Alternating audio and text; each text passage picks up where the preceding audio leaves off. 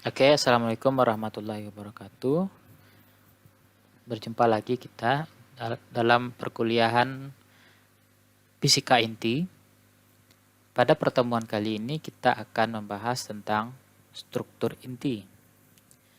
Adapun topik yang akan dibahas pada materi ini adalah pertama ada hamburan Rutherford, di mana di sini nanti dari peristiwa hamburan Rutherford kemudian mengusulkan suatu model atom yang berbeda sekali dengan model atom sebelumnya. Nanti akan kita bahas lebih detail pada subtopik ini. Kemudian hipotesis proton-proton. Nah, hipotesis proton-proton nanti akan membahas tentang bagaimana inti atom itu awalnya diduga adalah kumpulan dari proton yang sangat banyak sekali. Kemudian dilanjutkan dengan hipotesis proton-elektron. Hipotesis ini menyampaikan teori bahwa pada inti atom itu terdiri atas gabungan proton dan elektron. Kemudian dilanjutkan dengan transmutasi nuklir dan penemuan partikel subatomik yang lain yaitu namanya neutron. Nah, neutron ini kemudian melahirkan hipotesis proton-neutron, di mana pada hipotesis ini menyampaikan bahwa pada inti atom itu merupakan gabungan dari sejumlah proton dan sejumlah neutron. Ya, mungkin itu sekilas pada setiap topiknya. Kita lihat topik pertama yaitu tentang hamburan Rutherford atau Rutherford Scattering Experiment. Oke, pertama kita bahas terlebih dahulu adalah fisikawan yang bernama Ernest Rutherford. Ernest Rutherford ini atau orang lebih familiarnya menyebut Rutherford itu merupakan fisikawan yang berasal dari New Zealand atau kita mengenalnya dengan istilah Selandia Baru, di mana New Zealand ini atau Selandia Baru itu merupakan koloni Inggris ya. Dia bahagian dari negara jajahan atau persemakmuran dari Inggris. Jadi Rutherford ini dia ya cukup lama lah ya, memang dia dibesarkan di Selandia Baru atau New Zealand. Tapi dia sebenarnya aslinya adalah orang Skotlandia yang kemudian orang tuanya menetap di New Zealand atau Selandia Baru. Nah, Rutherford ini ya, dia juga adalah penemu dan pengusul konsep dari waktu paroh pada peluruhan radioaktif. Kemudian juga penemu dari radiasi alfa dan radiasi beta. Selain itu yang terpenting sekali yang memang bersesuaian dengan mata kuliah kita yaitu fisika inti adalah yang perlu ya saudara ketahui, karena bapak ini ya, Ernest Rutherford ini, beliau yang akhirnya dijuluki ya atau dikenal sebagai bapak fisika inti. Nah, ini yang perlu sekali untuk diperkenalkan kepada seluruh mahasiswa ya, bahwa bapak fisika inti itu adalah Rutherford.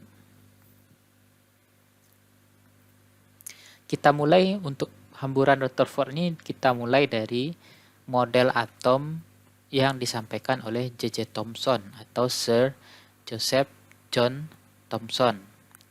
Seperti yang sudah dipelajari sebelumnya di mata kuliah fisika modern, bahwa ada beberapa tingkatan ya atau urutan dalam pencetusan dari model atom, mulai dari model atom Dalton, kemudian Thomson, setelah itu model atom Rutherford, setelah Rutherford ada namanya model atom Bohr, dan kemudian yang paling terakhir adalah model atom kontemporer ya, yang terbaru sekarang, yang pada prinsipnya sama dengan model atom Bohr, hanya saja lebih detail, termasuk suborbital, masuk orbital dan suborbitalnya. Nah, kita mulai dari konsep atom yang disampaikan oleh Thomson. Atom Thomson ini dikenal juga dengan istilah model atom kue puding ya, atau plum pudding ya, kue puding plum, di mana dia menggambarkan bahwa atom itu seperti bola yang bermuatan positif, sementara di bola itu di permukaannya itu ada seperti kismis ya, atau plum. Nah, kismis-kismis yang kecil-kecil itu, nah itu diibaratkan sebagai elektron ya, atau muatan-muatan negatif. Nah, jadi pada model atom Thomson ini sudah diperkenalkan elektron karena penemu dari elektron sendiri adalah Thomson ya, yaitu pada tahun 1897 Masehi ya. Nah, itu sudah ditemukan elektron, dan Pak Thomson ini menerima Nobel ya dari penemuan elektron ini.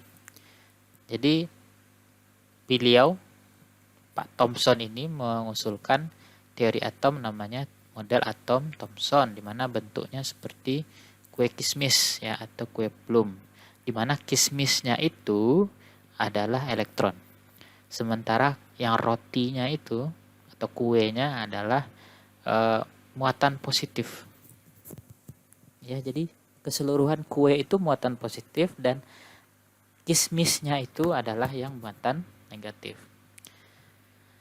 Nah, Thomson ini dia memiliki mahasiswa ya, mahasiswa bimbingan yang belajar dengan beliau ya, yang menjadi mahasiswa bimbingannya.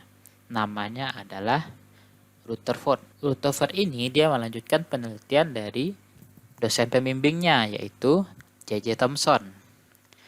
Apa yang dilakukan oleh Rutherford itu pada tahun 1910, Rutherford ini membuat lempeng emas yang sangat tipis sekali. Ya, sangat tipis sekali, sehingga diusahakan setipis mungkin supaya kandungan atomnya itu betul-betul sangat sedikit sekali, tipis ya istilahnya. Jadi tidak banyak atom emas ini yang nanti kalau yang kemudian nanti akan ditembak dengan sinar alfa. Diharapkan nanti sinar alfanya tidak terlalu banyak berinteraksi dengan atom-atom emas, jadi bisa langsung dicek ya, atau dilihat bagaimana hasil dari interaksi antara sinar alfa ini dengan atom-atom pada atom-atom unsur dari lempeng emas tadi. Nah, jika ya berhubung waktu Rutherford melakukan eksperimen ini, model atom itu yang sudah ada adalah model atom Thomson. Nah, perkiraan dari Rutherford adalah jika sinar alfa itu ditembakkan ke model atom seperti model atom Thomson ini, maka jalannya sinar itu akan seperti panah yang berwarna hijau ya, karena yang bahagian atom itu dia bermuatan positif ya. Jadi ketika sinar alfa lewat, sementara sinar alfa itu bermuatan positif, maka dia akan mendapatkan tolakan dari muatan positif maupun tarikan yang cukup kecil ya dari partikel elektron yang ada di permukaan dari atom ini ya. Maka prediksi atau perkiraan arah sinarnya itu seperti terlihat pada slide, yaitu seperti sinar warna hijau. Nah, kemudian Rutherford ini membuat eksperimen hamburan Rutherford dengan bentuk peralatannya seperti terlihat pada slide, yaitu ada sumber sinar alfa, yaitu menggunakan unsur uranium. Kemudian ada filter. Setelah itu ada lempeng emas diletakkan, lempeng emas tipis diletakkan di tengah, dan di sekelilingnya diberikan suatu layar deteksi untuk membaca atau mendeteksi semua sebaran dari sinar alfanya. Nah, menurut perkiraan kalau menggunakan atom, model atom Thomson, seharusnya sinarnya itu hanya lurus saja. Coba kita lihat. Nah, seperti ini ya. Jadi kalau dia menggunakan model Thomson, maka seharusnya sinarnya itu lurus saja seperti ini, dia lewat saja. Atau ya ada sedikit pembelokan. Jadi perkiraan kalau dia lempeng emas itu ditembak dengan sinar alfa, dia sinarnya akan lewat seperti di gambar ini. Ternyata ketika ditembakkan, kenyataannya seperti ini yang teramati, bahwa ada sebahagian sinar diteruskan, sebahagian sinar itu melenceng atau dibelokkan, dan ada sebahagian juga yang dipantulkan. Ya, jadi seperti ini ya. Jadi sebahagian sinar itu dilewatkan. Ya, ada yang sebahagian dibelokkan, dan ada sebahagian lain lagi dia dipantulkan. Nah, maka Rutherford ini dia memperkirakan bahwa mungkin saja ya atom itu bentuknya seperti ini. Kalau bentuknya seperti ini, kira-kira seperti apa kalau sinar alfa dilewatkan? Oh, ada yang sinarnya lewat saja atau belok sedikit, atau dia lurus saja melewati. Ada yang beloknya cukup banyak, dan ada yang dipantulkan. Nah, yang jadi hal menarik di sini adalah yang dipantulkan ini. Artinya sebahagian besar dari sinar itu lewat dan dibelokkan, tapi ada bagian kecil dari sinarnya dipantulkan. Nah, artinya apa? Rutherford ini kemudian menyimpulkan bahwa pada atom itu dia terdapat di tengahnya itu terdapat suatu inti. Ya, dia memberikan usulan model atom yang lebih baru dari model atom sebelumnya yang disampaikan oleh Thomson. Dia mengusulkan model atom yang lain, di mana berdasarkan eksperimen hamburan Rutherford ini, dia memperkirakan bahwa atom itu sebahagian besar adalah ruangan kosong, sehingga kebanyakan sinar itu lewat, dan ada sebahagian dibelokkan kalau sinarnya itu mendekati, ya kalau seperti gambar di sini ya, artinya dia cukup dekat atau malah mengenai sedikit inti atom, maka dia akan belok. Ada sedangkan yang mengenai inti atom dia akan mantul. Artinya dia mengusulkan bahwa atom itu memiliki sebuah inti di tengahnya, di mana inti itu merupakan konsentrasi massa dari seluruh atom. Ya. Jadi massa atom itu terkonsentrasi di pusat di tengah itu, ya, inti atom. Yang mana inti atom ini sangat padat sekali, makanya sinar alfa yang mengenai inti atom itu tidak bisa menembusnya, tapi sinar itu akan terpantulkan kembali. Nah, dari sini Rutherford ini dia mengusulkan bahwa pada atom itu dia memiliki inti di tengah, atau istilahnya adalah nukleus, di mana nukleus ini bermuatan positif. Nah, untuk elektronnya bermuatan negatif itu tersebar di bagian luar. ya tersebar di bagian luar, dan di tengah-tengahnya merupakan inti atom atau nukleus yang bermuatan positif, di mana inti atom di tengah itu sangatlah padat, sementara yang di luar inti itu terletak elektron, dan di sana dia seperti awan ya, istilahnya tidak begitu padat, maka sangat gampang sekali ditembus oleh sinar jika melewati bagian di luar inti.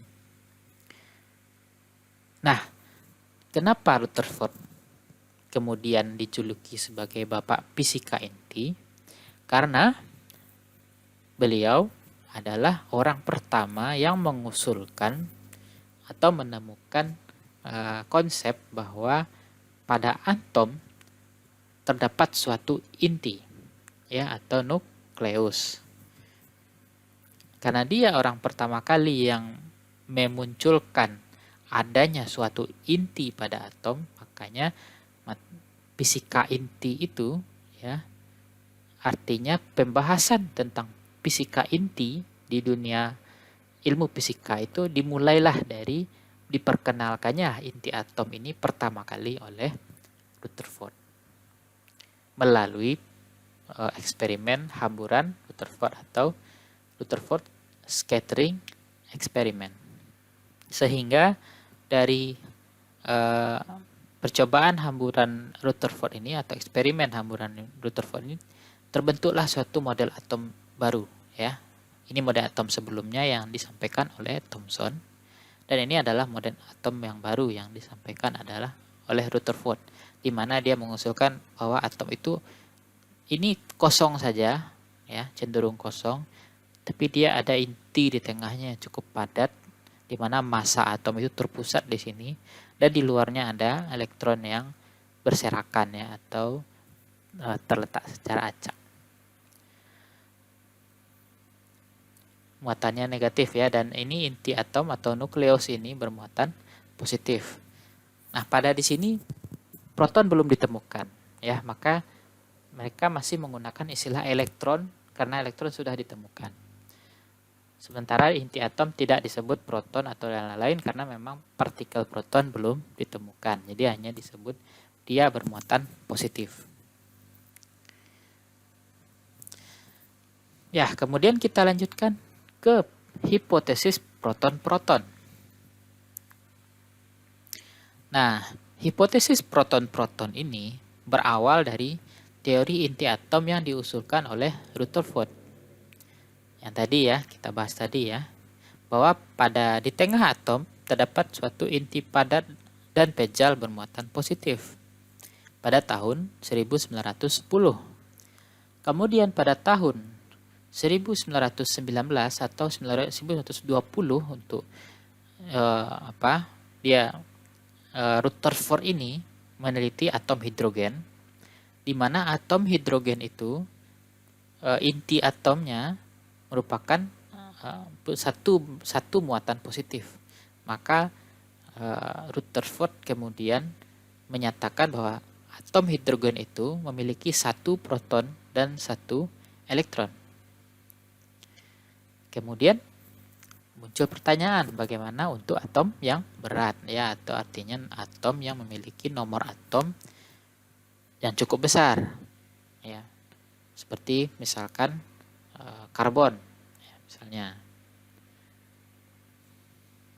Nah, dari situ muncullah hipotesis bahwa inti atom itu kemungkinan terdiri atas kumpulan proton-proton yang sangat banyak, di mana jumlah protonnya itu nanti sesuai dengan jumlah massa atom dibagi dengan massa proton. Ya, jadi untuk atom-atom yang berat berarti nanti bisa tadi atas 5 proton, 10 proton, 15 proton, 12, 20 proton dan seterusnya, tergantung dari proporsi massa dengan perbandingan massa antara massa atom dengan massa sebuah proton. Nah, namun hipotesis ini ada kelemahan ya. Apa kelemahannya? Ya, yaitu adalah pertama, tidak cocoknya nilai massa atom dengan jumlah total proton yang diperkirakan. Ya, jadi misalkan diperkirakan seperti karbon itu memiliki 12 buah proton. Nah, ketika kita jumlahkan 12 buah proton, ternyata masanya sangat jauh sekali berbeda dari massa atom karbon. Kemudian jadi pertanyaan, selisih berbeda itu berarti kemungkinan ada partikel lain, partikel subatomik lainnya di inti atom ini ya. Jadi tidak hanya proton saja, berarti kemungkinan ada partikel lain. Makanya di sana nanti berkembanglah hipotesis yang lain. Ya, hipotesis proton-proton ini menyatakan bahwa pada inti atom tadi atas proton yang dalam jumlah banyak sekali, namun hipotesisnya lemah. Ya, kelemahannya karena tadi tidak cocoknya antara perhitungan jumlah massa total proton dengan massa dari atom. Ya, sangat jauh sekali berbeda. Kita lanjutkan dengan hipotesis proton elektron. Pada hipotesis proton elektron ini, itu seperti yang disebutkan tadi bahwa pada inti atom itu terdapat gabungan partikel proton dan elektron. Nah, hipotesis ini dimulai dari patokan dari awalnya sinar beta ya tahun 1899. Di mana sinar beta ini merupakan radiasi inti. Nah, sinar beta ini sendiri bermuatan negatif dan dia merupakan radiasi inti. Artinya, sinar beta ini ditembakkan dari inti atau keluarnya dari sebuah inti atom. Nah, karena sinar beta ini bermuatan negatif, muncullah perkiraan para ahli bahwa mungkin saja pada inti atom itu terdapat elektron. Sehingga elektron itu pada kasus sinar beta ini bisa terlepas dan menembak keluar gitu ya. Jadi makanya dia bermuatan negatif tadi. Maka ada perkiraan baru muncul, yaitu hipotesis proton elektron. Jadi memperkirakan bahwa inti atom selain terdapat proton juga terdapat sejumlah elektron di dalamnya.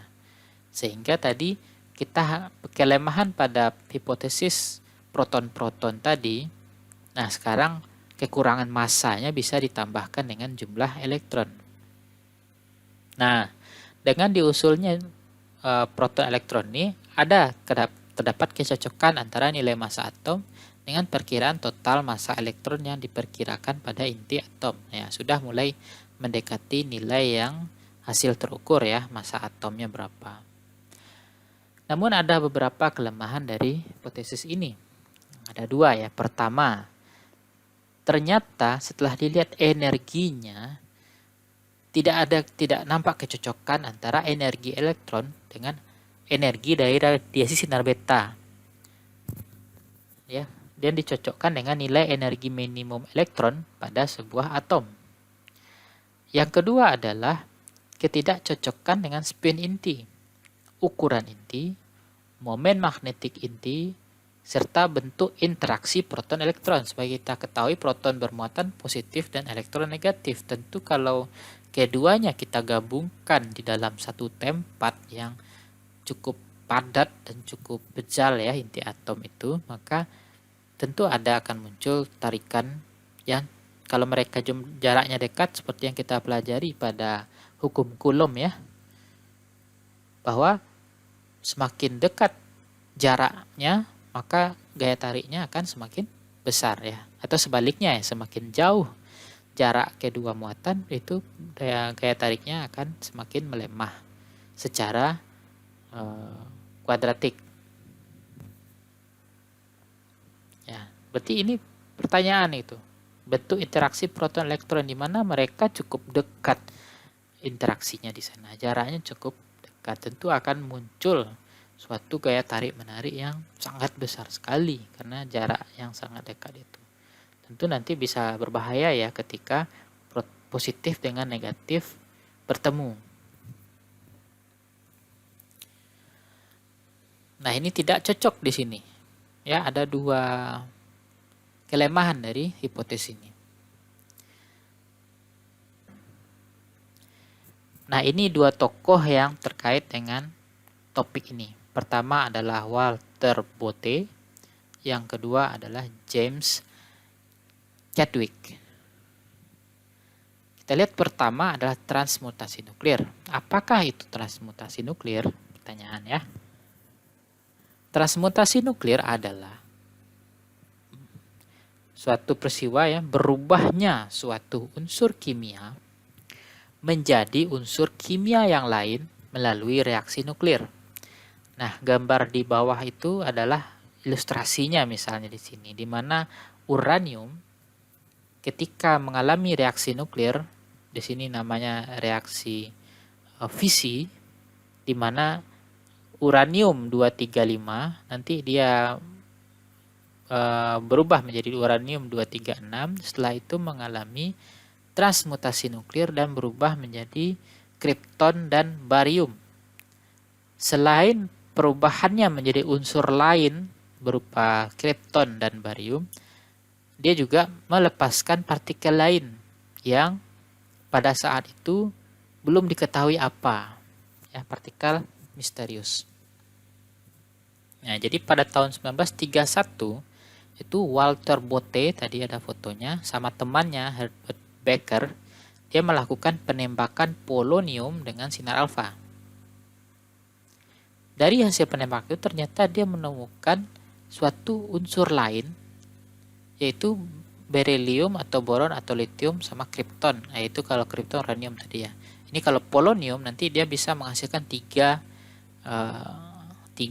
dari unsur ini. Jadi artinya unsur poloniumnya akan hilang dan dia mengalami transmutasi menjadi unsur lain, yaitu beryllium, atau bisa jadi boron atau bisa jadi lithium. Nah, ternyata pada perubahan unsur tadi, polonium menjadi unsur lain tadi, ternyata itu juga dibarengi atau bersama juga terpancar suatu partikel baru yang pada saat itu belum dikenali oleh orang. Awalnya, kecurigaan partikel tersebut adalah partikel gamma. Namun setelah diselidiki lebih detail atau lebih mendalam, ternyata partikel ini tidak memiliki sifat-sifat yang sama dengan partikel gamma. Ya, karena dia awalnya dicurigai sebagai partikel gamma. Sementara dia tidak memiliki sifat-sifat yang sama dengan partikel gamma. Berarti ini bukan partikel gamma, kan seperti itu kesimpulannya ya. Nah, itu masih partikel misterius. Nah, James Chadwick melanjutkan kerja dari Pak Walter Botte ini.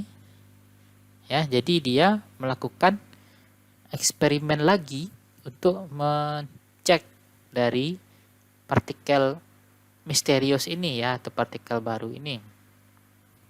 Nah, dari serangkaian eksperimen, tidak satu ya, banyak sekali eksperimennya, maka dia mendapatkan kesimpulan bahwa unsur tersebut bukanlah sinar gamma, tapi dia bermuatan netral. Masanya cukup besar, ya, hampir sama dengan proton, namun agak lebih berat sedikit. Jadi dia lebih besar masanya daripada proton, tapi sedikit, tidak begitu banyak. Kemudian pada tahun 1932 ya, Botte tadi melakukan eksperimennya tahun 1931. Nah, pada tahun 1932 kemudian Chadwick menamai partikel itu dengan nama neutron ya, asal katanya dari karena dia bermuatan netral. Nah, jadi tahun 1932 inilah ditemukannya neutron. Penemunya bernama James Chadwick. Dan pada tahun 1935 Chadwick ini dia mendapatkan hadiah Nobel dari penemuan neutron ini. Ya, jadi penemu neutron namanya adalah James Chadwick. Dan pada tahun 1935 dia mendapatkan hadiah Nobel dari temuannya ini. Nah, dari sini muncullah, karena ditemukan partikel baru yang bernama neutron, maka muncullah prediksi jangan-jangan di inti atom tersebut ada proton sama neutron. Karena tadi kalau perkiraan proton sama elektron ada beberapa kelemahannya yang tadi. Ya. Kalau proton neutron mungkin saja karena neutron ini netral, dia tidak berpengaruh ke si proton yang bermuatan positif. Ya, karena dia netral tadi ya, dia tidak memiliki muatan. Nah, ini pada tahun 1932 ya resminya neutron itu ditemukan atau diberi nama, berkembang hipotesis baru ya, proton neutron.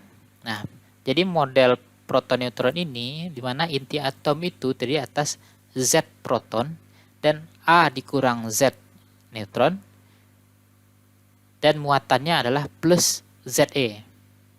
Ya, jadi muatannya bergantung kepada muatan si proton. Masa totalnya sebagai A. Seperti yang sudah saudara ketahui ya, untuk suatu unsur itu masa atomnya atau atomic mass-nya adalah disimbolkan A dan nomor atomnya disimbolkan dengan Z. Nah, jadi nanti nilai A-nya sama dengan massa proton tambah neutron ya, yang hampir mirip. Nah, keduanya kemudian dikelompokkan sebagai nukleon atau partikel inti. Ya, proton dan neutron ini. Jadi hipotesis proton neutron ini lebih bisa diterima oleh ilmuwan ya hingga saat ini juga. Tapi dia masih bernama hipotesis. Nah, kenapa? Seperti kita ketahui bahwa hipotesis itu adalah suatu usulan di mana belum sepenuhnya bisa dibuktikan ya. Kalau kepada kasus ini ya belum bisa dibuktikan karena keterbatasan alat ya, karena kita belum bisa mengamati inti atom itu secara langsung ya, artinya kita pakai alat, kita bisa melihat pakai mata kita nanti melalui alat itu apa saja isi dari inti atom ya, belum ada alatnya, mungkin beberapa ratus tahun lagi akan ada. Kalau sudah terbukti nanti bisa jadi hipotesis ini bisa berganti menjadi sesuatu yang lebih kuat seperti dalil atau hukum atau teori dan lain-lain. Nah, berarti proton dan neutron ini kemudian dikenal sebagai partikel inti atom ya. Dia inti atom itu dari atas gabungan proton dan neutron yang kemudian dikenal dengan istilah nukleon. Nukleon ini ada namanya partikel on itu partikel, nukleus ya, jadi partikel dari inti atom. Berikut adalah timeline dari partikel subatomik atau partikel penyusun dari sebuah atom. Pertama adalah tahun 1897 yaitu penemuan partikel subatomik pertama bernama elektron yang ditemukan oleh J.J. Thomson. Kemudian diikuti di tahun 1920 yaitu penemuan partikel berikutnya bernama proton yang ditemukan oleh Ernest Rutherford, di mana Rutherford ini merupakan mahasiswa bimbingan dari Thomson. Jadi dia sebenarnya melanjutkan penelitian dari dosen pembimbingnya, namun dia menemukan hal yang baru. Kemudian tahun 1932 itu penemuan partikel ketiga yang bernama neutron oleh James Chadwick. James Chadwick ini adalah mahasiswa bimbingan dari Ernest Rutherford. Jadi sebenarnya dia juga melanjutkan penelitian yang sudah dilakukan oleh Ernest Rutherford. Nah, dari penelitian itulah dia menemukan partikel yang baru bernama neutron. Jadi ketiga-tiga ilmuwan ini mereka adalah dalam satu tim peneliti sebenarnya ya. Jadi mereka bekerja bersama-sama tapi ada berbeda generasi. Ya, jadi Thomson ini gurunya atau dosennya si Rutherford dan Rutherford ini adalah dosennya Chadwick.